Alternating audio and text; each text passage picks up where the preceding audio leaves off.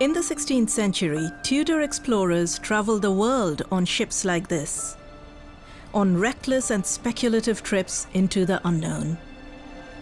These travelers wrote accounts of their voyages, which were pulled together into one remarkable book. It was an encyclopedia and a traveler's handbook, and the first travel guide in the English language, all rolled up into one hefty package. Known as the principal navigations, voyages and discoveries of the English nation, it was the brainchild of one man, a scholar called Richard Hakluyt.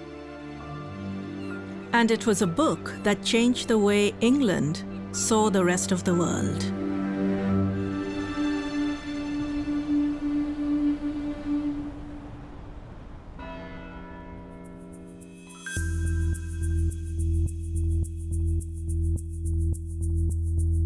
Richard Hakluyt was a clergyman and geographer, and is known for compiling the greatest collection of travel writing ever to be put together in the English language. As a researcher of 16th century literature and culture, I must admit I was initially taken by the idea of this one man, a scholar, putting together hundreds of documents, all these travel accounts from far-flung corners of the world. There are remarkable stories of the travelers themselves. In the century after it was written, it became the essential handbook of useful information that was on almost all the ships setting sail from England. They are still dramatic and informative today.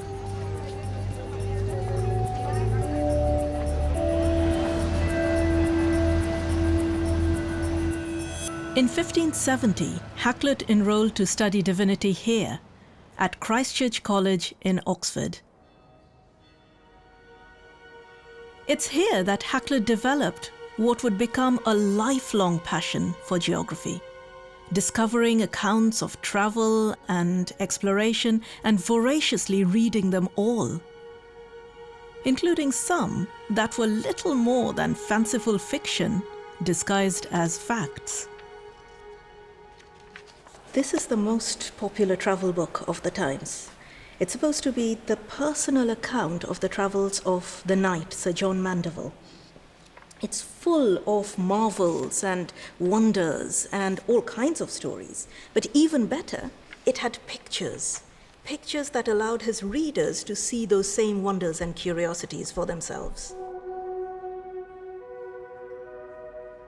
Some of Mandeville's wonders and curiosities, like the Ethiopians with one huge foot or the dog-headed people, obviously were flat-out inventions. For hundreds of years, this was taken as an actual account of travel. I know. Travel books like this were of little use to seafarers. And Hakluyt realized that England trailed behind other countries in the scientific and geographical knowledge available to its explorers. The penny dropped when he traveled to Paris. At the French court, Hakluyt heard real accounts of the famous names who had brought glory to rival European powers. From Venice's Marco Polo and his late 13th century expeditions to China, to Portugal's Vasco da Gama discovering the sea route to India, and most famously of all, Spain's Christopher Columbus finding the New World in the late 15th century. English participation in this great surge of global exploration, however, was piecemeal, underfunded, and disorganized. What England needed was a firm nudge, and Hakluyt was going to provide one with a book. Hakluyt wanted to replace that babble of foreign voices, heard and read, with an English alternative, and this book is it. This is his answer. He promises in his introductory letter to the reader that he would meddle in this work with the navigations only of our own nation, and that's really important to him.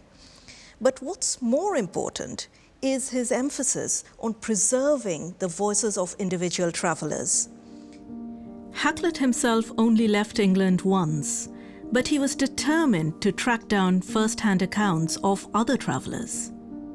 Thousands of documents circulated in private correspondence and in the papers of the English trading companies. A store of voices, fleeting, scattered, incomplete. Hakluyt's response was to pull all of these accounts together. There's one point in that letter to the reader. He says that he wants to preserve the voices of the painful and personal travelers so that they may reap that good opinion and just recommendation which they have deserved, and further, that every man might answer for himself, justify his reports, and stand accountable for his own doings. Hakluyt's book gave Tudor England surprising descriptions of new places. He sourced a first-hand account of the biggest and boldest expedition of the time, Sir Francis Drake's epic circumnavigation of the globe. Drake sailed along the west coast of the Americas before sailing towards present-day Indonesia, around Africa, and back to England. At the Strait of Magellan, the land on both sides is very huge and mountainous, the lower mountains whereof, although they be monstrous and wonderful to look upon for their height, yet there are others which in height exceed them in a strange manner, reaching themselves above their fellows so high that between them did appear 3 regions of clouds. These mountains are covered with snow. Both the southerly and easterly parts of the strait there are islands. This strait is extremely cold, with frost and snow continually. The trees seem to stoop with the burden of the weather and yet are green continually, and many good and sweet herbs do very plentifully grow and increase under them. This is cutting-edge information. This is something that has just been discovered. And we're not used to that. The world is known to us, but this is a part of the world that has suddenly become available. It's hugely transformative. The account also records strange new foods. Amongst other things, we found a kind of fruit, which because it is not commonly known with us in England, I thought good to make some description of it. The tree beareth no leaves nor branches, but at the very top the fruit groweth in clusters, hard at the top of the stem of the tree, as big every several fruit as a man's head. But having taken off the uttermost bark, which you shall find to be very full of strings or sinews, as I may term them, you shall come to a hard shell, which may hold of quantity in liquor a pint commonly. Within that shell, of the thickness of 1/2 inch good, you shall have a kind of hard substance, very white, no less good and sweet than almonds. Within that again, a certain clear liquor, which being drunk, you shall not only find it very delicate and sweet, but most comfortable and cordial. In case you're in any kind of doubt, it was, of course, a coconut. There are elements in Drake which are really poetic, and some readers of Hakluyt would probably just read it as kind of travel by proxy. Armchair travelers, there were loads of them in Tudor England who didn't step outside, and Hakluyt was kind of one of them himself. He'd know that, he'd sympathize with that. But then there are practical details, like what are the winds like when you go around Cape Horn? What are the sailors from other nations like? Where do the Spanish have their ships? Where can you actually rob some Spanish ships? That's a crucial detail for people who are interested in making money out of trade and voyaging. At the end of the account of Drake's voyage, there is a word list from the Spice Islands, a basic dictionary, the presumption being that travelers would need to talk to the locals in their own language. Certain words of the natural language of Java, learned and observed by our men there, sabuk, silk. Larnica, drink. Parry, rice in the husk. Caliper, cocoas. As in a modern guidebook, these words are selected on their usefulness. Hen. Sevet, linen cloth. Doduc, blue cloth. Sapello, 10 in number. Dopolo, 20. Lao, I understand you. Hakluyt is fascinated by word lists, and that's partly perhaps a Tudor thing. The Tudors are suddenly becoming aware of multiple voices around the world.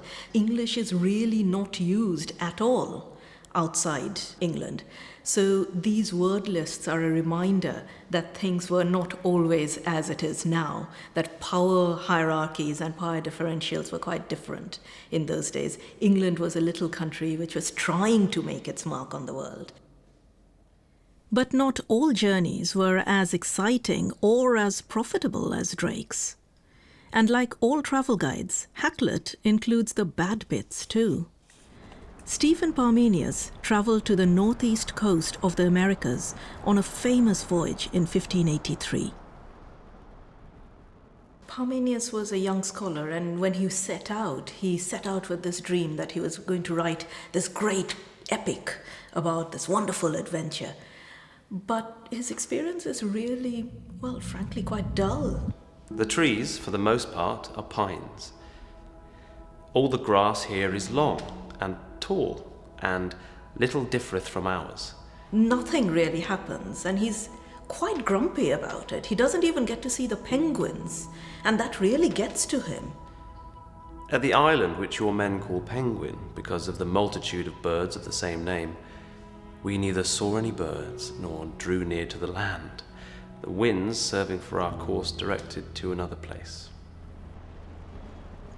No penguins, no wonders, not even a single mermaid, even though they were supposed to be around. To Hakluyt, though, all knowledge was good knowledge, and even accounts of voyages that turned out disappointing were worth their place in his book.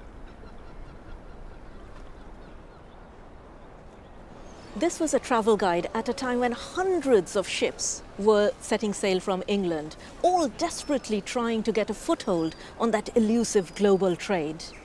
Competition on the high seas could be deadly, and there was the risk of infection and diseases on board. A lot of the sailors wrote wills before they left because they knew that they may not see home again. Roughly 2 out of 3 sailors died on these voyages. And the truth is, most of them went out on the high seas not chasing some ideal of national conquest, but simply to earn a living, perhaps make a name, and if you were really lucky, perhaps strike it rich.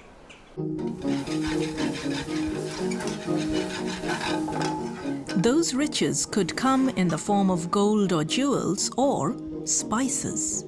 If you were an explorer returning from a voyage with a chest of cinnamon or pepper, for example, it could set you up for life. When we think of spices today, we think of Indian restaurants like this, experimenting with spices in our home cooking. But in Tudor England, nutmeg and cinnamon and pepper were quite commonly used, actually, if you could afford it. The Guild of Pepperers was one of the oldest companies regulating the trade in pepper in London in those days, and it later becomes the Company of Grocers. Again, people who were really in charge of making sure that that pepper hit the London markets. Hakluyt was really conscious about that, so it's not surprising that so often in the texts that he uses in his collection, references to pepper and cinnamon and all those precious spices that made food really, let's face it, much more interesting, crop up so very often. Spices were so valuable that Hakluyt was willing to bend his rule and include non-English voices too. This is the account of a Venetian merchant. I think it very necessary before I end my voyage to reason somewhat, and to show what fruits the Indies do yield and bring forth. First, In the Indies and other east parts of India there is pepper and ginger, which groweth in all parts of India. And in some parts of the Indies, quantity of pepper groweth amongst wild bushes without any manner of labour, saving that when it is ripe they go and gather it. The cloves come from all the Moluccas, which Moluccas are 2 islands, not very great, and the tree that they grow on is like to our laurel tree. The nutmegs and maces, which grow both together, are brought from the island of Banda, whose tree is like to our walnut tree, but not so big.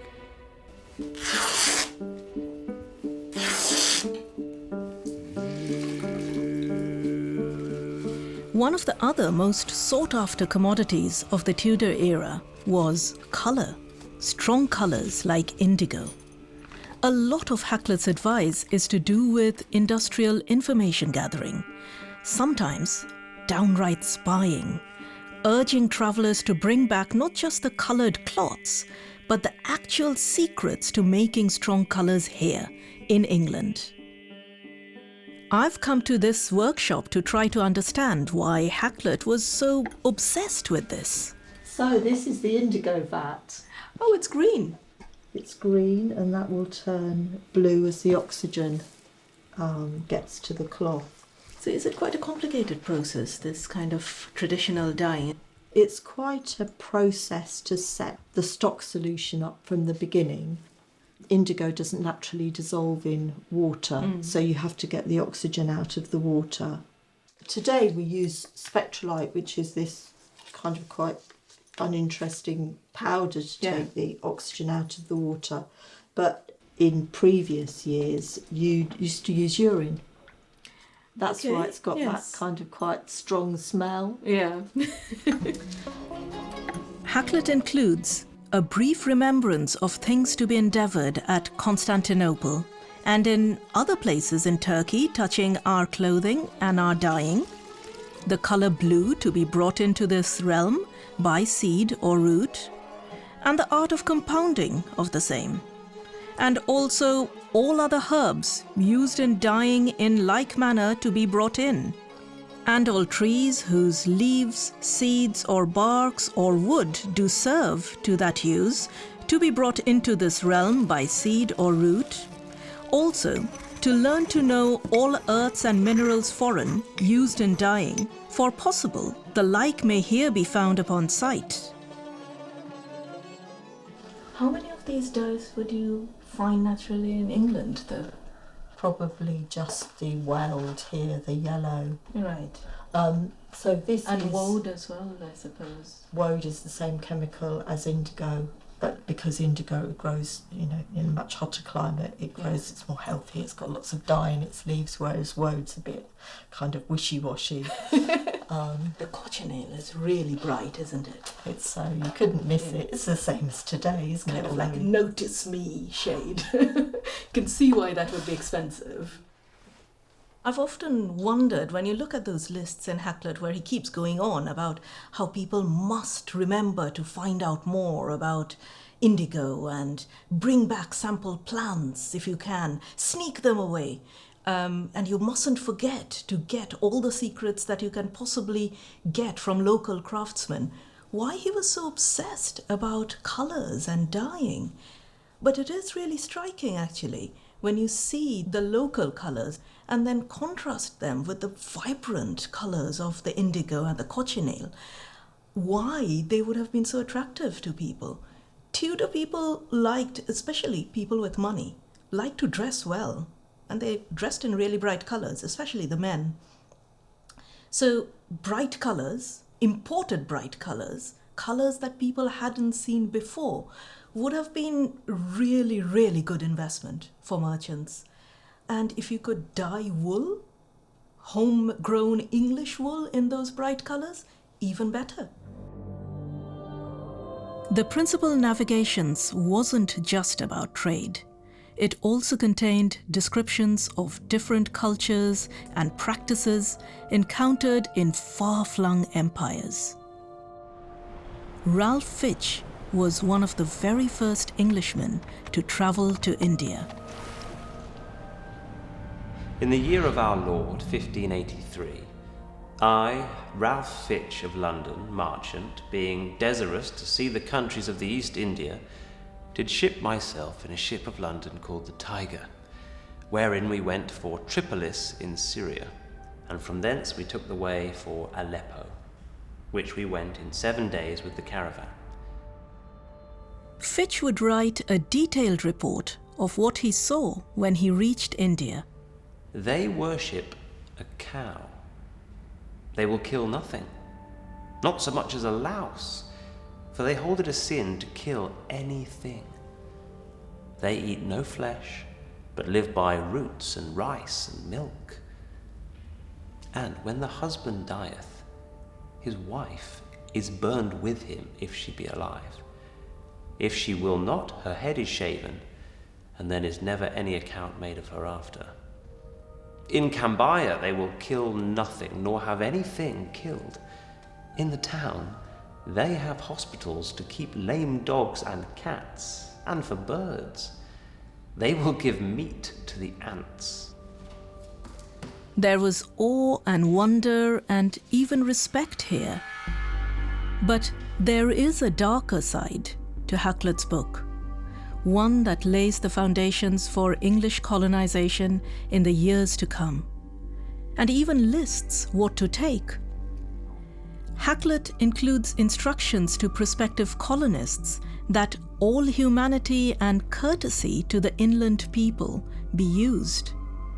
But the ideals he offered in print could be forgotten in the real world. Among the accounts is one of Martin Frobisher's voyage in 1577, a journey to the northeast of Canada. Encountering and cornering a group of Inuit people, the report narrates, When they were landed, they fiercely assaulted our men with their bows and arrows, who wounded 3 of them with our arrows. And perceiving themselves thus hurt, they desperately leapt off the rocks into the sea and drowned themselves. Which if they had not done, but had submitted themselves, or if by any means we could have taken them alive, being their enemies as they judged, we would both have saved them, and also sought remedy to cure their wounds received at our hands. But they, altogether void of humanity, and ignorant what mercy meaneth, in extremities look for no other than death, and perceiving they should fall into our hands, thus miserably, by drowning, rather desired death than otherwise to be saved by us. As someone interested in cross-cultural encounters, it's hugely interesting for me, because these are some of the very rare documentations of actual native presence that we get, how people reacted to the incoming strangers into their own homelands. Not being so apt to escape as the men were, the one for her age and the other being encumbered with a young child, we took 2 women. The old wretch, whom divers of the sailors supposed to be either a devil or a witch, had her buskins plucked off, to see if she were cloven-footed, and for her ugly hue and deformity, we let her go. The young woman and the child we brought away.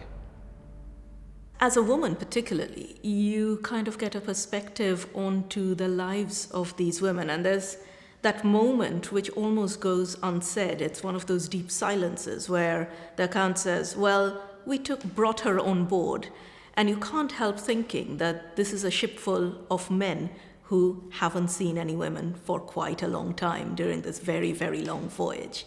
And now this lone young woman is being brought on board with a child who's been injured by these people, and she's desperate to save. The young woman who's mentioned in the accounts, her name is Arnak, and we know that Arnak and her child Nutak were actually brought over by Frobisher as trophies, essentially, along with 2 other members of the same Inuit tribe. And we know also that they died, possibly from measles, within a year of being brought to England. So it's really one of those remarkable moments where we have the story of their capture and we have contemporary records of what they looked like and their lives in England. And that's a hugely touching human story. There's a perspective to that that suddenly humanizes that huge question of global encounters and colonialism. It's also possible in Hakluyt's pages to trace the emergence of the slave trade.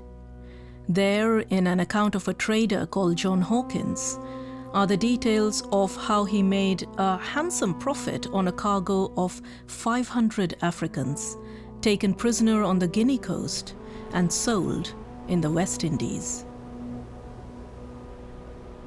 It does give you that snapshot into the number of different roads that English travelers were exploring in order to see how England could get a toehold into that global trade in whatever way possible. And some of them are deeply morally questionable now.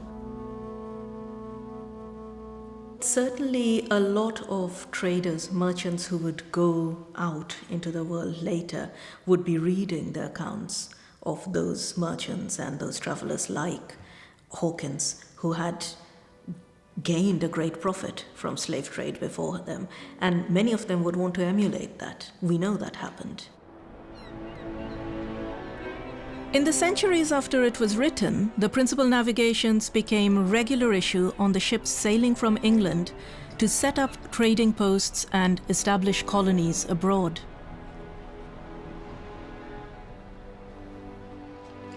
And what of Hakluyt himself? Hakluyt became a clergyman here at Bristol Cathedral, where he is remembered in this stained glass window. He died in 1616, just as the first British colonies were establishing themselves in America.